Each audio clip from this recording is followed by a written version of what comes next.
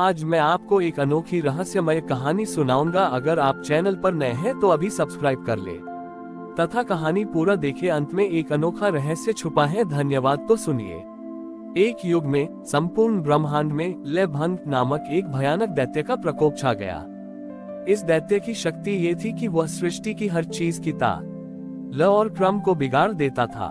जहाँ नदियों को बहना था वे थम जाती थी, जहाँ पवन को बहना था वह अचानक तूफान बन जाता था। मनुष्यों के शरीर की धड़कनें अनियमित हो गईं और मौसम का क्रम पूरी तरह टूट गया। लेभंग का अहंकार था कि वह सृष्टि के हर नियम को तोड़ सकता है, क्योंकि उसकी अपनी कोई ताल नहीं थी, वह केवल अराजकता था। देवताओं ने घबराकर महादेव को याद किया। महादेव ने देखा कि सृष्टि के सभी तत्व अपनी मूलभूत ताल खो रहे हैं।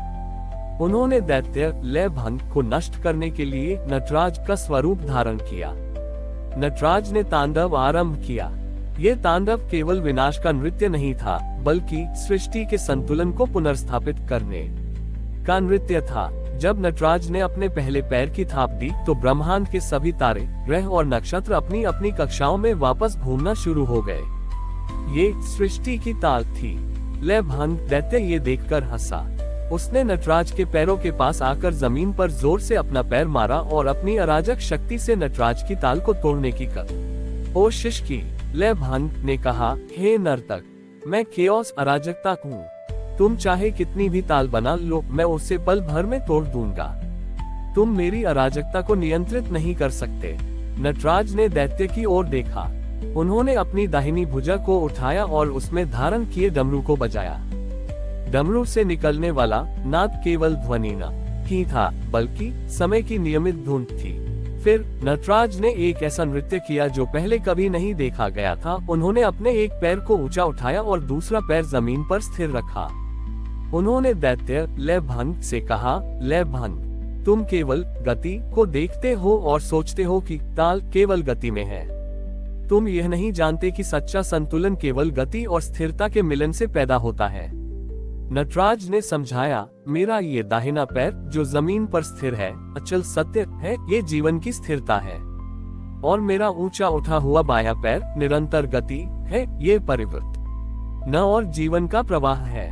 तुम अराजकता हो क्योंकि तुम केवल अस्थिर गति में विश्वास करते हो। तुम यह नहीं जानते कि नृत्य का सार, जीवन का सार और सत्य का सार अचल सत्य स्थिरता के आधार पर किया गया निरंतर परिवर्तन गति है। नटराज ने अपने स्थिर पैर की थाप को और मजबूत किया और अपने ऊंचे उठे हुए पैर को और भी तीव्र गति से घुमाया। ये गति और स्थिरता का पूर्ण संतुलन था। नटराज की इस ताल ने लेभंग के पूरे शरीर को जकड़ लिया। दैत्य की अराजक शक्ति नटराज के उस पूर्ण संतुलन के सामने टिक नहीं पाए। वह न तो भाग सका, न ही ताल को तोड़ सका। अंत में नटराज ने दैत्य लेभंग को अपने स्थिर पैर के नीचे दबा दिया। ये नटराज का अंतिम कार्य था, दैत्य को कुचलना नहीं, बल्कि उसे अपने स्थिर पैर के नीचे स्थायी रूप से दबा देना, ये दिखाने के लिए कि अराजकता केओस भी केवल संतुलन बैलेंस के अधीन ही रह सकती है। इस तांडव से सृष्टि की टूटी हुई लय वापस आ गई। नदियां फिर बहने लगी, धड़कनें नियमित हो गईं और मौसम का क्रम लौट आया। ये कहानी सिखाती है कि जीवन में ताल या संतुलन नटराज केवल तभी प्राप्त होता है जब हम अपने जीवन में गति, परिवर्तन और स्थिरता, आत्मज्ञान या सत्य को एक साथ स्वीकार करते हैं। जब हम केवल गति, लेभंग या केवल स्थिरता पर ध्यान केंद्रित करते हैं तो अराजकता केओस जन्म लेती है। महादेव का नटराज स्वरूप हमें सिखाता है कि जीवन की हर चुनौती का समाधान पूर्ण संतुलन में है। क्या आप अब महादेव के किसी ऐसे गुण पर आधारित नई कहानी सुनना चाहेंगे जिसमें कला या संगीत का महत्व हो? लेभंग दैत्य नटराज के स्थिर पैर के नीचे दब गया, जिससे सृष्टि में संतुलन और ताल वापस स्थापित हो गई। ये दैत्य पूरी तरह नष्ट नहीं हुआ, बल्कि संतुलन के अधीन रहकर ये संसार को निरंतर यह याद दिलाने लगा कि अराजकता केओस हमेशा अचल सत्य स्टेबिलिटी के नीचे ही रहेगी। इस घटना के बाद कैलाश पर शांति छा गई, लेकिन नटराज के तांडव से एक अनूठा कंपन पूरी सृष्टि में गूंज रहा था। इस कंपन से एक नया प्राणी उत्पन्न हुआ, सत्यध्वनि।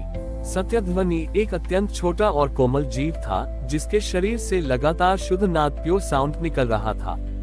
उसका काम था सृष्टि में जहाँ कहीं भी थोड़ा सा भी असंतुलन या लय भंग होता, वहां जाकर नटराज के संतुलन की ताल को फिर से स्थापित करना।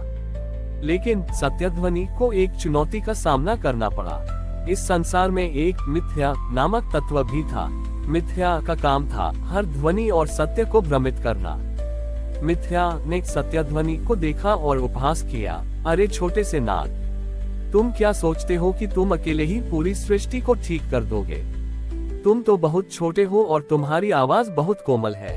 मैं चाहूँ तो तुम्हें पल भर में हजारों झूठी ध्वनियों में डुबो दूं और तुम्हारी शुद्धता समाप्त कर दूं।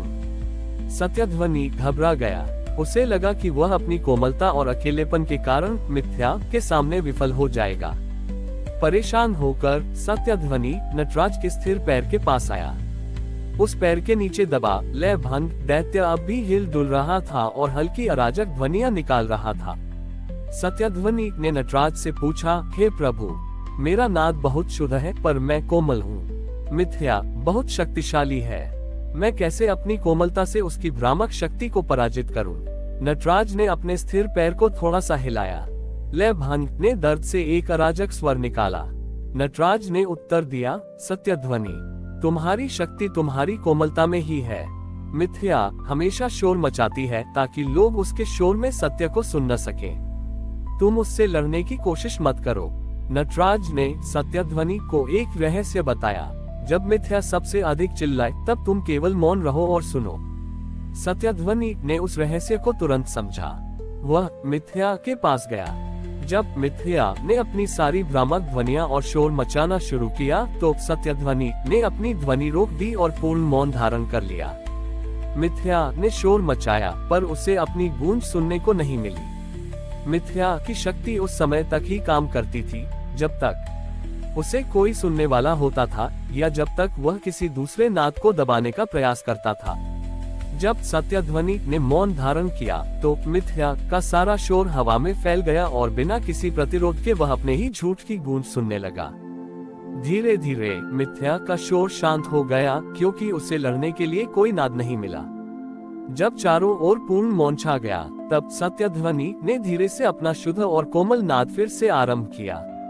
चूंकि अब कोई शोर नहीं था, इसलिए सत्यध्वनि का कोमल नाद पूरी सृष्टि में अत्यंत स्पष्ट रूप से गूंज उठा। लोगों ने पहली बार सत्य को बिना किसी भ्रम के सुना। मिथ्या हार मानकर भाग गया, ये समझते हुए कि सत्य की सबसे बड़ी शक्ति मौन के बाद सुनाई देने वाले उसके अपने ही नाद में है। ये कहानी सिखाती है कि जीवन की चुनौतियों और भ्रमों मिथ्या का शोर से लड़ने का सबसे अच्छा तरीका अक्सर सीधे संघर्ष करना नहीं होता। महादेव नटराज सिखाते हैं कि मौन साइलेंस वह सबसे शक्तिशाली आधार है जो शोर को शांत करता है, जिसके बाद ही सत्यध्वनि का कोमल नाद स्पष्ट रूप से सुना जा सकता है।